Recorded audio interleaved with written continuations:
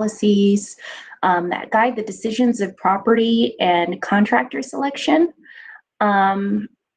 Because this is going to be used in the future as kind of like a training material, I wanted to make sure any new person or people who didn't have background were familiar with some of those policies before we began.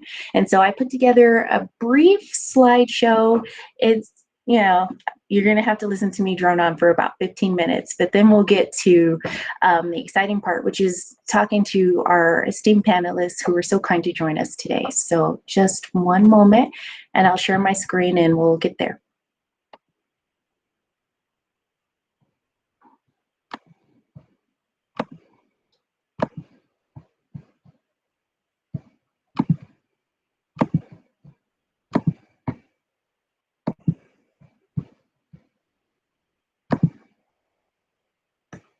And it just takes me a moment to get to the slide that is, okay, so we're talking about rehab specific policies and procedures. And this, we will also be talking about DPA, but some of this I thought we should cover before we begin talking. So I wanted to talk about the environmental review. Before any federal funds can be obligated, expended, or drawn down, the agency must complete the appropriate level of environmental review and be issued a release of funds letter from the Colorado Department of Local Affairs. Agencies are encouraged to talk to your DOH development specialist or your asset manager with any questions pertaining to the process. Brett Hilberry is also a really good resource that can help you with any questions and will be guiding the environmental review process. Normally, project locations are unknown at the time of statutory checklist, but their environmental factors cannot be fully cleared until the rehab sites are identified. And once the property sites are identified, a site-specific review will be required. And it will need to be approved by DOH prior to the start of rehabilitation activities. So DPA programs require a categorically excluded project not subject to CFR 58.8 or assessed or an Exhibit 4B. And rehab programs require a categorically excluded project subject to CFR 58.5. And I'm not going to go into that in detail because I really want to give time to our panelists to discuss any important processes that they have experienced about that. But both documents can be found on the DOLA website. The age of the property is important for two reasons. So if the home is over 50 years old, the agency must consult with the State Historic Preservation Office. Agencies will keep copies of all correspondence in each client's file, and DOH policy does not apply to HDG funded programs. So these are for federally funded programs. The SHPO office determines if the home has any historic significance. And if such determination is made, changes that alter the historic significance will be prohibited. And so you really want to make sure that you check with them first. Another reason the age of the home is significant is the risk of lead-based paint. If the home was built before 1978, it will require a lead-based paint assessment. If not already included in project delivery expenses of the contract, the specific list of lead-based paint related costs can be granted. And some of those risks are the assessment, the lead sample testing cost, and lead hazard control. The lead scope of work can be granted up to $5,000. If the lead scope of work exceeds $5,000, agencies can include the overage in the loan amount or request a waiver to grant those funds to the loan recipient. Requests will be reviewed on a case-by-case basis and approved based on housing expense ratios, debt-to-income ratios, and loan-to-value.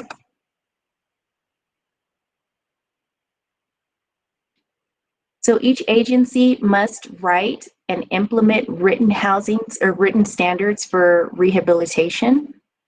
HUD Home Program requires that after rehab, each property must meet both locally written rehabilitation standards and state and local code requirements. If no state or local codes apply, the property must meet the international existing building code of the ICC. CDBG and HDG funded programs are not required to ensure the property meets state and local code requirements.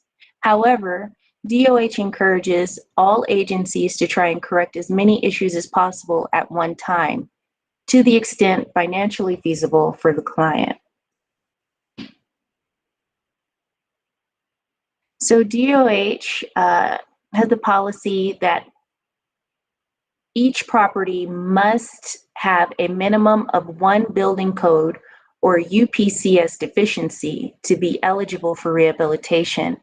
After that, all homes must meet UPCS. DOH used to use the Housing Quality Standards Evaluation, but we will be transitioning to the UPCS inspections in the near future. And so I just wanted to make sure that you guys are aware of that there is a transition on the horizon for that inspection. The work performed must also meet the agency's rehab standards and local building codes. Agencies' rehab standards must specify mid-grade materials based on local building practices. So if a homeowner wants to upgrade materials, then that cost must be paid by the homeowner, anything above the mid-grade materials used.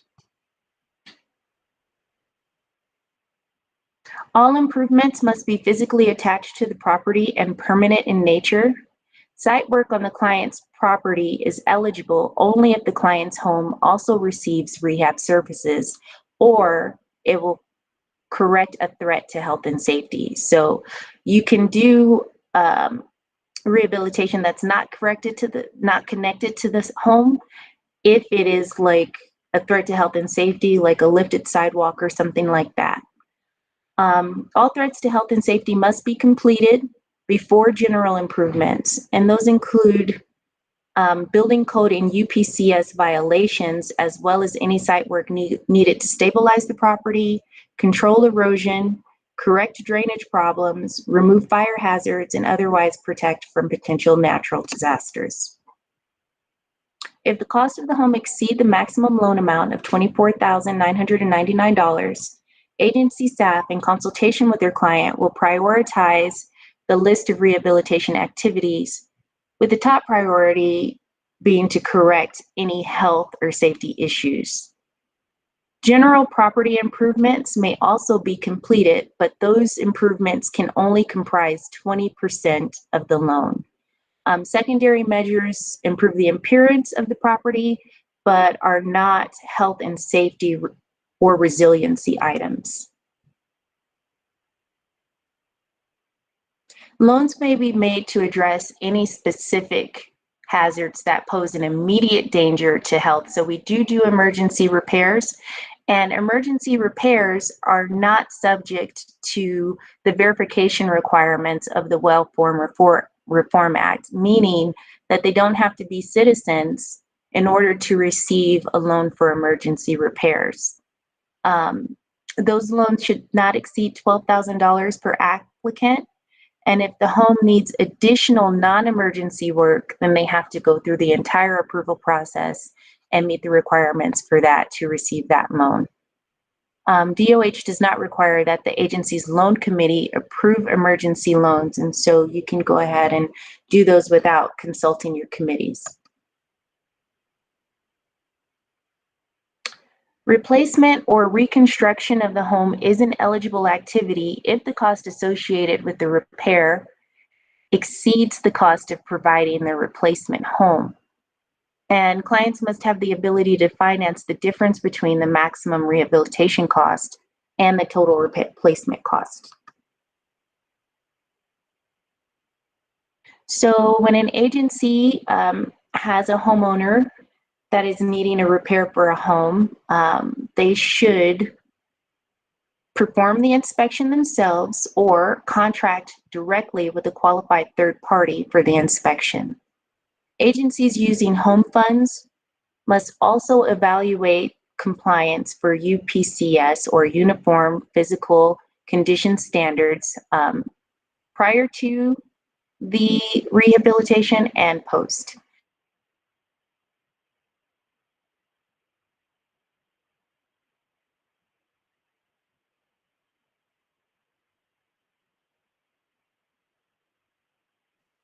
So in consultation with the client, you guys will create a detailed scope of work describing all of the activities planned in the rehabilitation.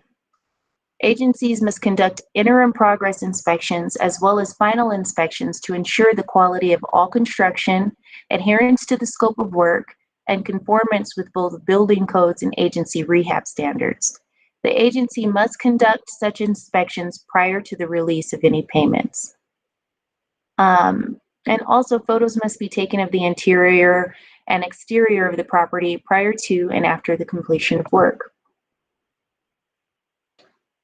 Once you've selected a contractor, you must make sure that the contractor has liability insurance, a minimum of $500,000.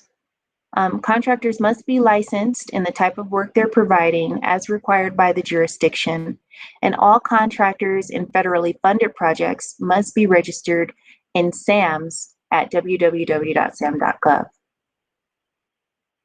A contractor is not eligible to perform work if they are not listed on the federal department list. The agency is responsible for verifying the contractor's eligibility and checking with www.sam.gov to ensure that the contractor is not debarred. And the agency must print this query and place it in the project file. So all contracts should include a description of the work, the contract amount, warranties, provisions, conditions and restrictions for parties, start and completion dates and schedule of payments, and all other contractual items. The homeowner will be responsible for selecting the contractor. Construction contracts will be between the homeowner and the contractor, so not the agency and the contractor or anything like that. The contractor will be responsible for making sure all required permits have been secured, depending upon the type of work performed, and the contractor will be responsible to ensure that all inspectors are required by permit, or that all inspections are required by permit and conducted, and that the applicable items pass inspection. Excuse me. So that's just a brief overview of the policies and procedures that will be the backdrop for what we'll be discussing today, and how our agencies navigate those while making sure that the client is satisfied with either the down payment assistance they received or the rehabilitation they received. If there are no questions about that, I can move forward with introducing our panel.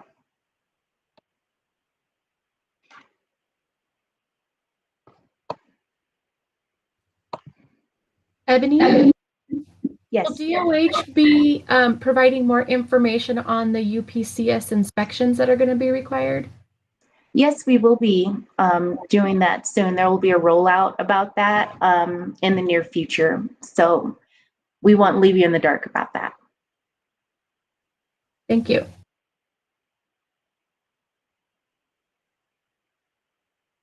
Okay, and so our panelists are Wendy Genkoff. Am I pronouncing that right, Wendy? Good, good.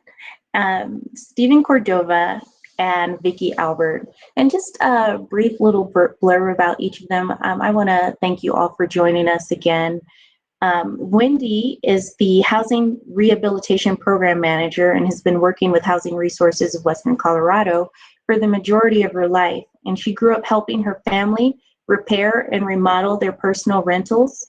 With this knowledge and hands-on experience, Wendy's passion for bringing hope to families in her community has been kind of fulfilled through her position here. Wendy enjoys spending time off, or her time off, with her family and enjoying the outdoors.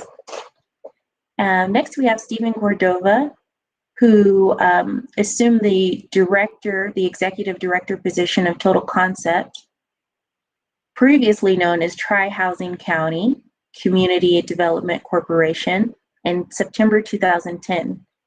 And he has a master's degree in nonprofit management, which he achieved in 2006 with a focus on leadership and development. Stephen is responsible for the overall management of the agency and the social enterprise development.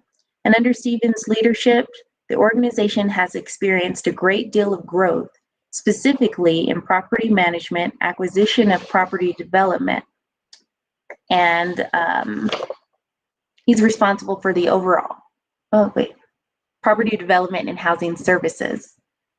Next, we have Vicki Albert.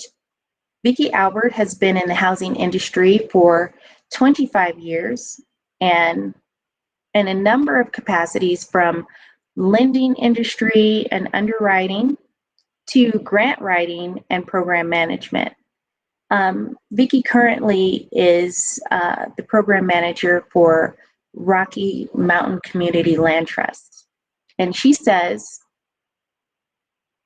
"When people ask me what I do for a living, I tell them that I make dreams come true. Because without programs to partner with low-income first-time buyers, it would be impossible for most families that I work with to ever purchase a home." So we appreciate all of you, and we're just going to start with the first question, which I'm going to pose to all three of you, and I'm just going to, whoever wants to jump in first, I'd like to ask you to tell us what programs you administer in your area, and what are the benefits of administering this program in your area, and what challenges that you have with these programs. Who would like to start?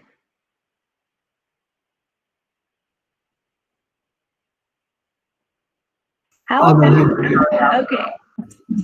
Okay. So I work in Colorado Springs, and right now I'm using my phone and the Google Meet. So let me know if you can't hear me, because I'm having lag on the voice with Google Meet, but my phone seems to be working better. So I work in Colorado Springs, and this is a market that has blown up.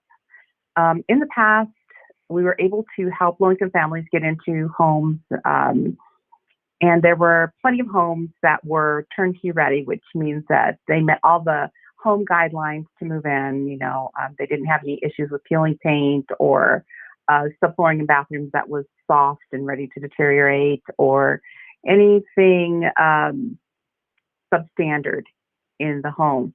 However, in our market right now, homes typically are listed for a whopping 3 days.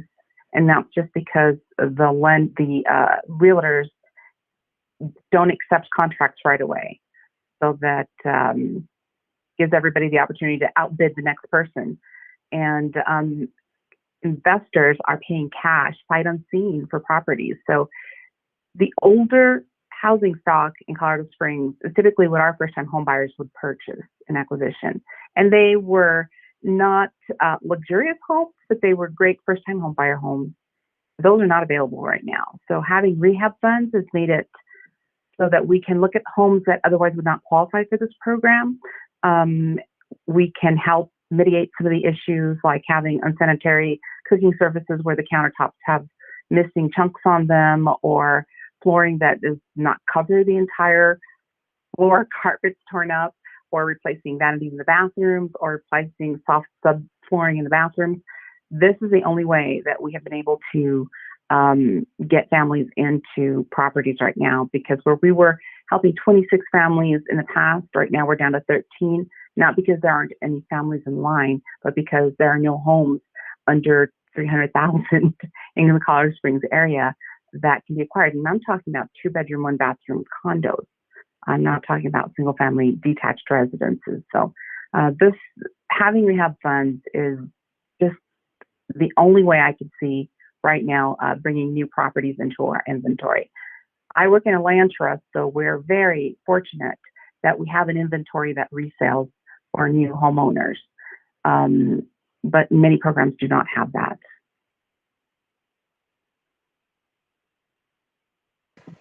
Thank you, Vicki. And so what I'm hearing is you're saying that the rehabilitation budget side of your program really helps to keep the homes that you're selling sellable and available to new time or first time buyers? Yes, but it also helps not perfect homes come into the inventory because we're able to commit rehab funds to bring the home up to standards so that the homeowner can move into a safe, affordable home.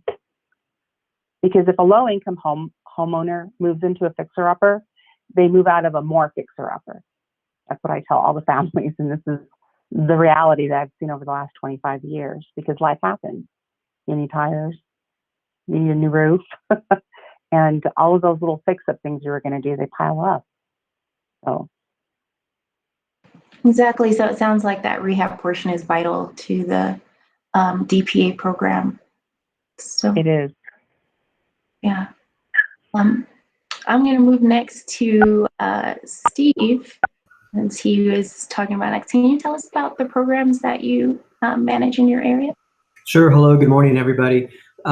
Steve Cordova, Executive Director of Total Concept, and we are based in Fowler, Colorado. Our service area actually extends from about Chaffee County, east to the Kansas border, down to New Mexico. And so we have a number of various programs. I mean, it's just great. I mean, we do real estate development, both on the single family side and the multifamily side, and also commercial. So everything from the single family owner occupied rehabilitation to market rate renovation to multifamily new development, preservation, and commercial renovation. We have a lending arm, so we do down payment assistance. Again, we have a contract with Division of Housing on that. We do micro business loans. We package for USDA RD, 502 direct loans. We're a HUD certified counseling agency, everything from home buyer education to financial fitness. We manage a housing authority and its Section 8 voucher program, staffing its whole business. We do asset management and property management for ourselves and for others as well.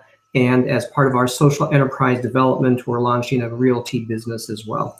So we have our hands on a lot of different things through a broad geographical area. Our single family owner occupied rehabilitation program primarily focuses in 3 counties of Otero, Crowley, and Bent County.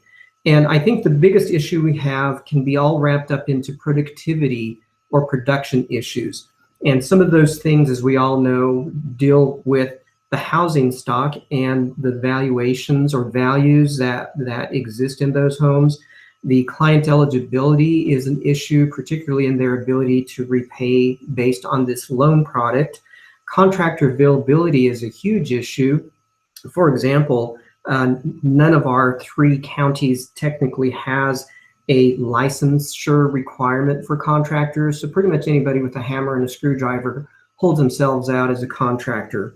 And then, of course, you know, just the general concern that people have of the economy create a problem with them wanting to do anything. It's this frozen in time situation that we need to try to figure out how to overcome. So productivity or production issues with the single family owner occupied rehabilitation product is one of those biggest issues we face. Thanks, Steve. And so the thing that I picked out from that is the unwillingness to enter into a loan from some of your constituents there.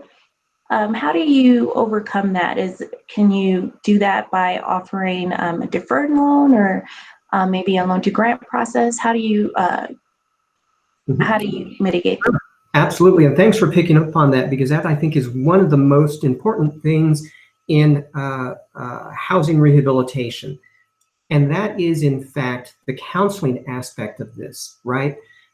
Primarily people who are having issues with their homes, got there not overnight, but because their inability to maintain it on a long-term basis, which basically means they didn't have the money to take care of it to begin with, or they had some other issues, or they had a situation that occurred. So as a HUD counseling agency, one of the things we do, which is hugely important, is take a look at their financial capability and help them out through the budgeting process, and then secondarily figure out how can we get this resource to them through any of those tools that we have in the tool belt, whether that is our ability to change our interest rates or zero, or to defer them, or whatever the case may be. So it becomes a very holistic approach to what we need to do, not just the physical improvement of the structure, but what is really going on in their life that is creating this situation for them. And then thirdly, are there other resources we need to connect them to, like health or mental health or whatever else? So we try to bring this all into a holistic approach for those families, because they have long-term issues that need to be resolved. And housing is that first thing, for example, that needs to get stabilized to improve the rest. I really like the idea of the holistic approach. I guess my question then would be, what procedures or policies does DOH have that can help assist with that side of it? I heard you say granting and deferred loans and those types of policies. Are those useful, and how useful are they? Yeah, that's an excellent question. And a number of years ago, I had really pushed at one of the Division of Housing board meetings that there needs to be some changes to some of the eligibility criteria. And so, for example, certain things came out, like being able to look at home values in excess of 100%, or being able to lend out in excess of 100% loan to value in certain circumstances. So I think something like that is hugely important. The ability to defer a larger portion of the portfolio is also really very beneficial. And what I'd really like to see is that we convert all of these actually to grant-funded opportunities, because those of us who develop single-family homes know that the cost to construct is so huge, right?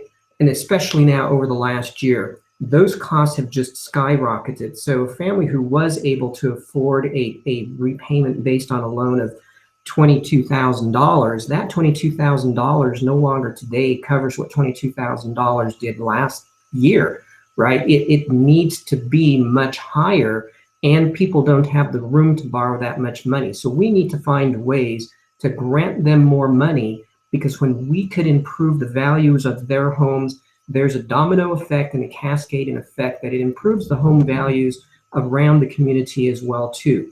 So my advocacy is we need to find ways to grant more rather than create loan products that people can't repay. But a lot of these things are in evolution, and the few things that have happened over the last few years have been hugely beneficial in order for us to get more money out on the street for families who need it.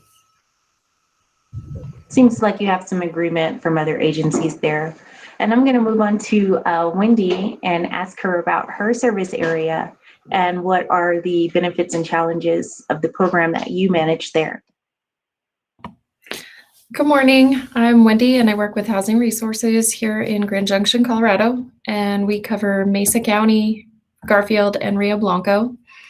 And just like Steve said, it's huge to be able to at least forgive a portion, grant, or defer. Right now, with income being low and unemployment being high, people aren't able to do that, but they're in their homes. So it becomes a health and safety thing for them to, be able to stay in that home if they're not able to go out and work right now. So that's huge. And, construction costs are out the roof. So it is harder to get the work done with the amount that they're given without the deferral and the waivers, and I'm running into older homes, and so we're running into asbestos, and that pretty much takes all of the $24,999. So then, once that's all stripped out, the home is empty, and you got to put that back in. And right now, a sheet of plywood has gone up over 30%. So it is getting a little more tricky with the housing stock and with the income and eligibility of our clients.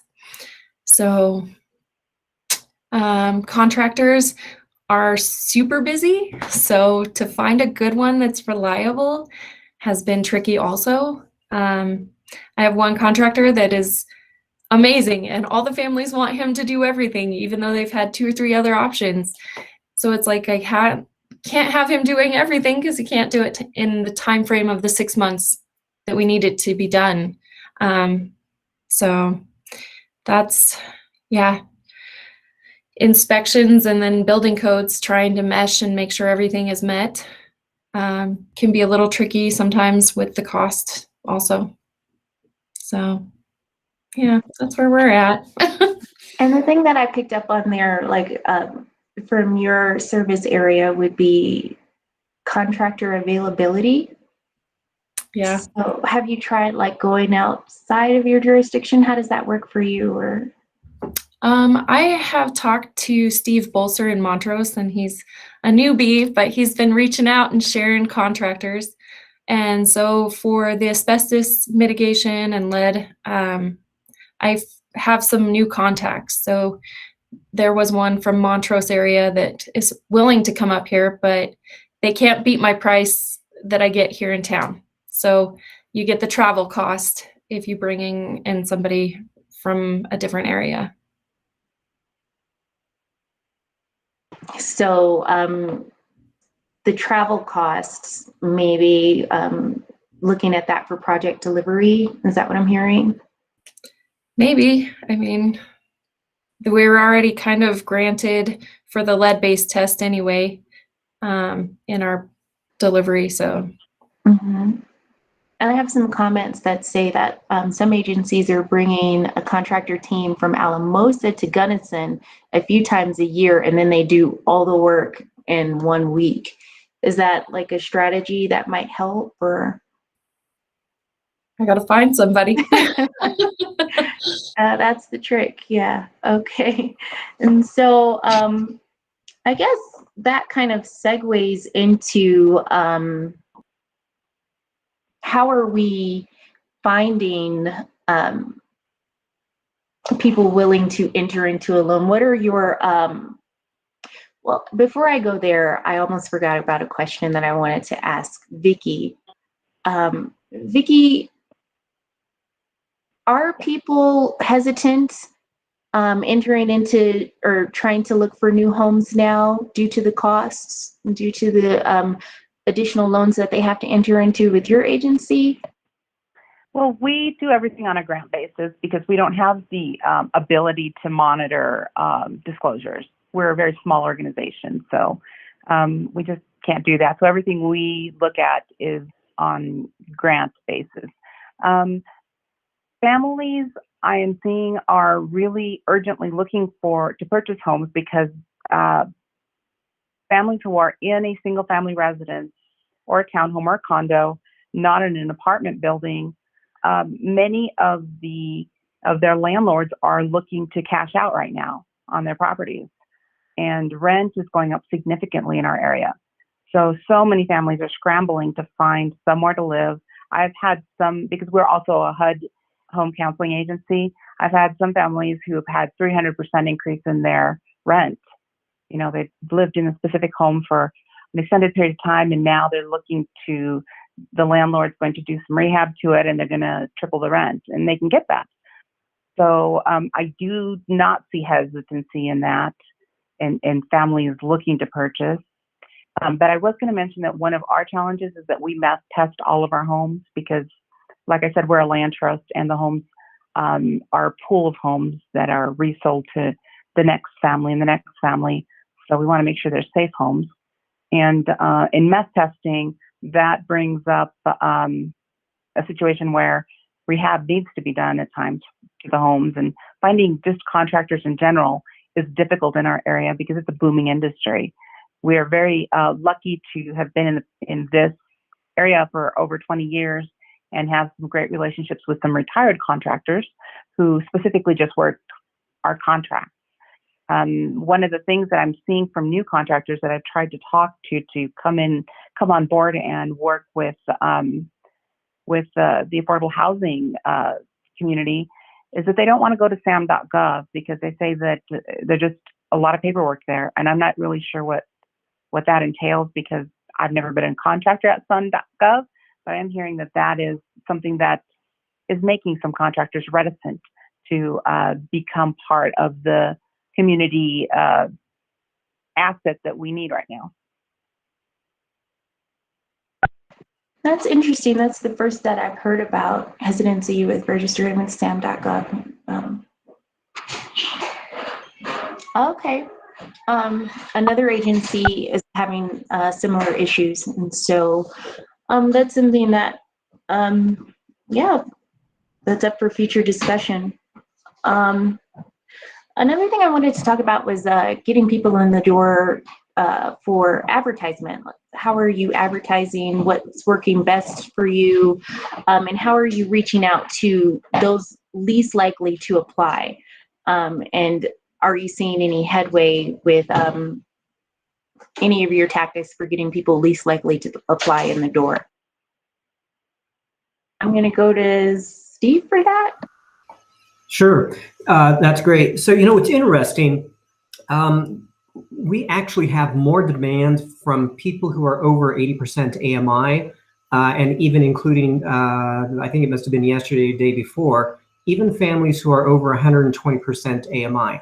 So we actually are getting more demand from the upper income limits rather than the lower income limits. So the question becomes, how do you reach these individuals and these people? Where are they? We know they have a huge need. So there's two, I'll say, innovative ways that we've done that. One of them is that we've collaborated with a smaller municipality that is doing a improvement effort utilizing the faith-based community. So over the winter, an online application was provided in order to do some pretty basic things like painting or very minor repairs or landscaping. The whole idea being that we would all be able to get more information from families of their needs, and we basically filtered those through. So those that the youth groups and the faith community were able to do are going to be done now in early June, and those that required more work all came to us. So we were able to, in just that small community of about 2,700, ended up with another 10 or 11 applications that we would not have received otherwise, right? And so then we go and do the HQS, the whole 9 yards, and moving through that process. So that's one of them. In another town, the town had a public health issue that the state required them to do certain things. So they reached out to us, and we are collaborating with them, and we will actually manage their entire requirement from that other department in the application process for certain weatherization improvements, but then also, again, tie back in those larger issues where we will then filter those applications through our renovation program as well too. So old style advertising of radio and newspaper really is not the way to go. It's about developing the relationships with those other agencies and entities that are going to bring those families to you, or creating innovative ways to reach out to them where it's easy for the families to follow through with us. So those are some of the things we've done recently.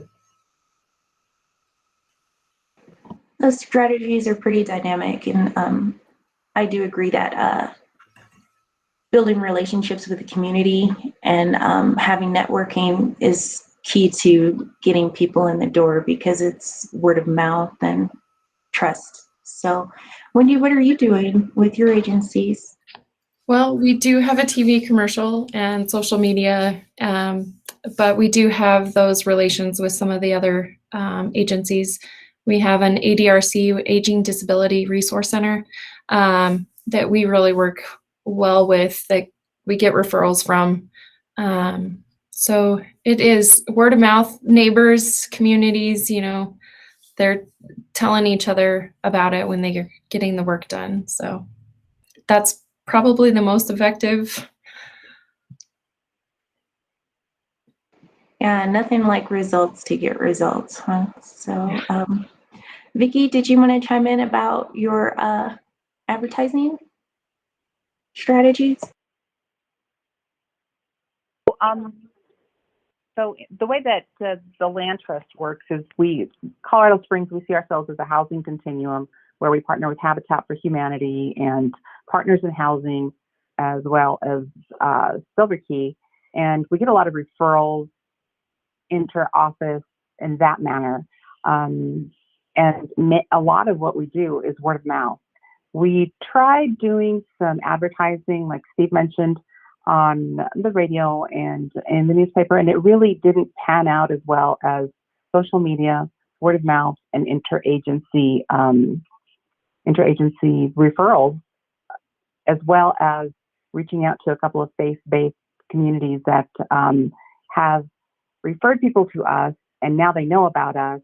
And we also have the 211 program, and they refer a lot of families to us that way.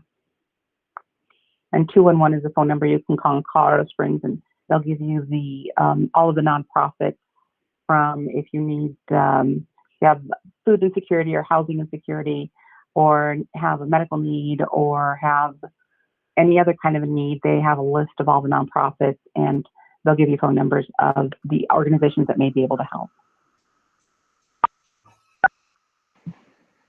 So it sounds like partnering is the way to go, and I'm seeing that in the comments as well. Yeah. I'd like to interject just real quickly. I think Dawn brings up some really good ideas there, and some of the others that we make sure to touch base with, including that whole list, are insurance agents, right, and bankers. So sometimes when families are going to the bank, they may not qualify, or they don't even know where to start that process. We encourage the bankers to reach back out to us in order to help through that process. But then here's what's interesting. With the insurance agents, there's a lot of people whose insurance are being canceled because of repair or issues like that. So please hand us, please hand the families our card so they can reach out to us so we can help them through the process. So insurance agents are a good resource. Yeah, and one other thing we do is with our weatherization team, they refer, if they go out and they have to defer the job because of the roof leaks or whatever, so they can't do their insulation, we get referrals from them too. So, but I like the insurance agents. I've had that happen before too. Hey, Ebony, I just want to jump in real quick. We have about 14 minutes left. And I want to encourage folks, if you're comfortable, encourage, not require, to turn on your cameras. It'd be great to see you. You can use the raise hand feature to just be a part of the discussion. I appreciate the comments in the chat box as well. But as we're running out of time here, it'd be great to have others chime in along with Ebony, continue to guiding this conversation.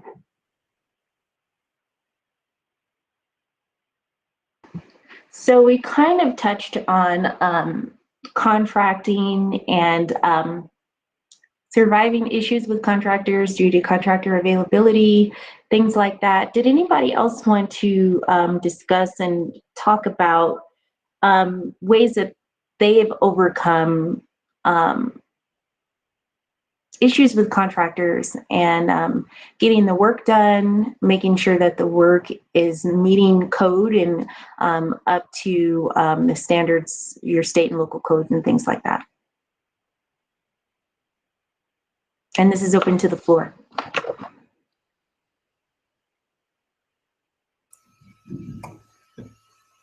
Since nobody's talking, I'll go ahead and go just real quick. Dawn, I saw your camera flick on. Did you want to say something before me? Go ahead, Steve. I'll wait. Okay. So yeah, contractor availability and how to manage them is always a difficult thing for us. I think it stems from the fact that the contract is between the homeowner and the contractor rather than the contractor and us as the lender. And so we basically don't have the teeth we need in order to manage and discipline, for lack of a better term, the contractors who are subpar.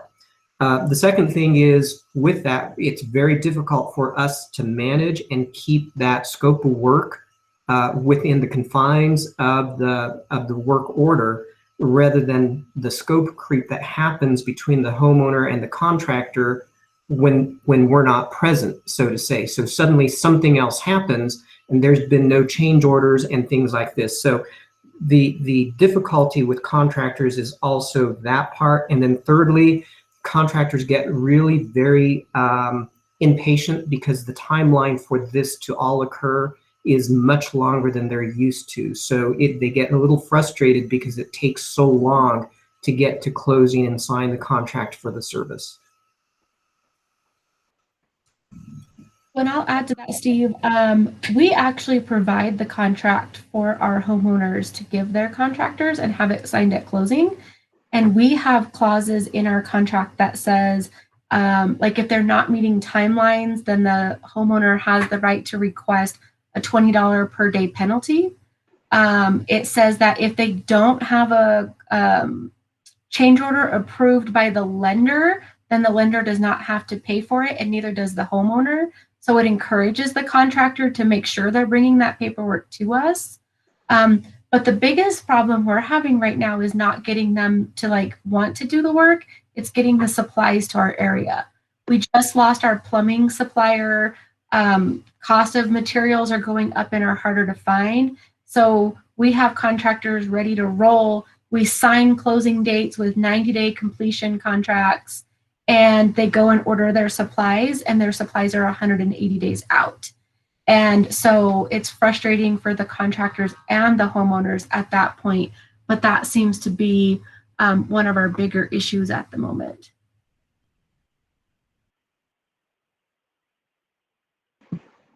And that sounds like something bigger than DOH policy, bigger than we can navigate. And not sure outside of level setting with the contractor and with the homeowner, how to get around that. Are you having discussions about this prior to entering in agreements and things like that? Or we did. We added an addendum to our contract for COVID that states in there that contractors aren't responsible if their suppliers can't get the items to the area, and that they provide us that documentation. But that once the stuff is here, then that's when their timeline starts. But it's been difficult because homeowners are thinking 90 days, I'm going to be done in 90 days. And then 6 months, 9 months later, we're still going at it. So it's just a little frustrating, but it's something we talk about to both sides before and at closing. Don and group, one of the things we did, and this is kind of out of the box thinking, just in the last couple of weeks, we actually did a bulk purchase of materials, wrapped in a couple of different projects, both single family owner occupied, market rate, and some of our other projects. And we purchased pallets of flooring, so to say, $26,000 worth of flooring that will be utilized amongst all these various projects where people chose certain things that we were able to bulk order. So we locked in pricing on certain supplies, as an example. We did this with the flooring. Next, we're going to try to figure out whether that makes sense for us to just buy bulk lumber, as an example.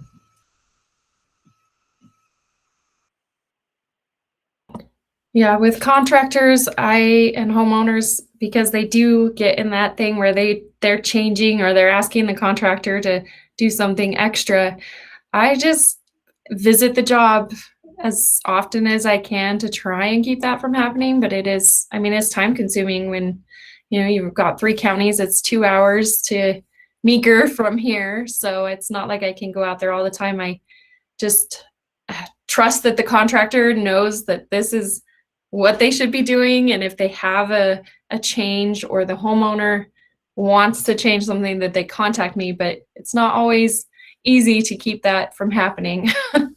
So Did you, Steve, I was wondering, did you do an in-house crew to do your remodels, or do you still subcontract? So for the single family owner occupied rehab, they are third-party contractors only because we haven't yet figured out the delivery cost, or I guess it's delivery cost versus the cost built into the contractors. But otherwise, we have an in-house line of business for construction that we do non-division of housing stuff with. Well, if we ever figure out how to do it in-house, let us know. Because, I mean, it was nice with our weatherization team when they were able to do their furnace installations instead of contracting it out, because it made the jobs go faster. They were already trained. They had their master mechanicals. You know, it just made it faster. But, you know, and I like the model that we're trying to do with the non-SFOOR, because then we have control of the contractor. And honestly, as the boss, right, I say your deadline is blah and it has to happen, right? I have that much control. We do have that control. With SFOOR, it is difficult to push these third-party contractors to really get stuff done. We just finished a 20 family rehab internally with the land trust last year. And after trying 3 or 4 with individual contractors, it was a hot mess. Some of them wouldn't show up, or it was just really difficult. So we went with one contractor who did everything. And that was probably the best thing we could do. And the control you have with that on getting the deadlines met is you don't get paid. You get paid when it's done, and if it's done according to professional standards. But that can be difficult because everybody's professional standard is different. So I encourage anybody who is gonna do anything like this to make sure you have very specific standards that are very specifically spelled out, and that you visit the site very often, because those 2 things I found mitigated a lot of issues that we had occur with the first 3 contractors that we kind of started out with. The other 16 properties we just did with one specific contractor. That helped out a lot.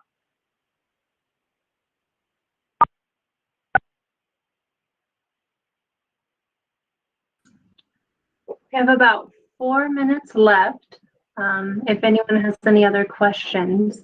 But I want to leave a couple minutes because I have a unique activity for the last 2 minutes that I think will be fun to wrap this up.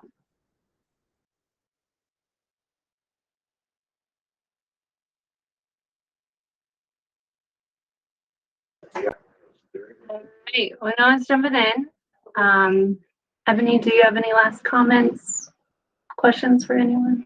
Take it away, Ariel. All right.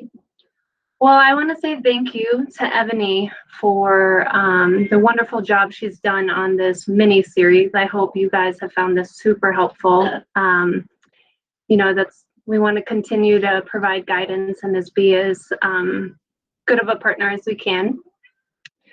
Thank you, panelists, for your time today. I hope it was great to hear how you guys each run your programs a little bit differently, but at the same time. So I want to wrap this up with everyone and typing up in the comment or in the chat box, but don't press enter until I say go. If there is one piece of advice that you could give to a brand new agency starting a DPA or SFOO program, what would it be? So I want to give you guys a couple seconds to type in your answer in the chat box. And then when I say go, press enter. And it's just kind of fun to see all the different responses come up. I will be sure to share these, the chat box with everyone and let you know when this webinar is ready to go. That wasn't me saying go.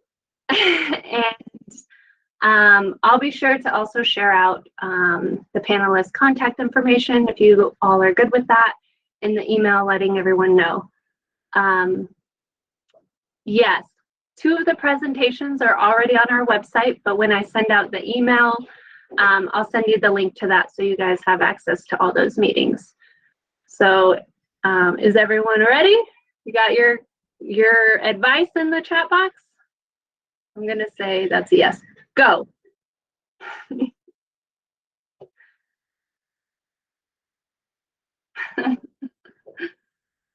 Awesome. All great advice. All right. Well, thank you everyone for joining us today. It was great virtually seeing you. I can't wait until we can all be in a room together, hopefully soon. And if you guys have any questions, feel free to reach out to Ebony or myself. And if you have suggestions for future webinars, let myself or Jennifer know. I hope you guys enjoy the rest of your day. Thank you so much. Thanks, everybody. Bye.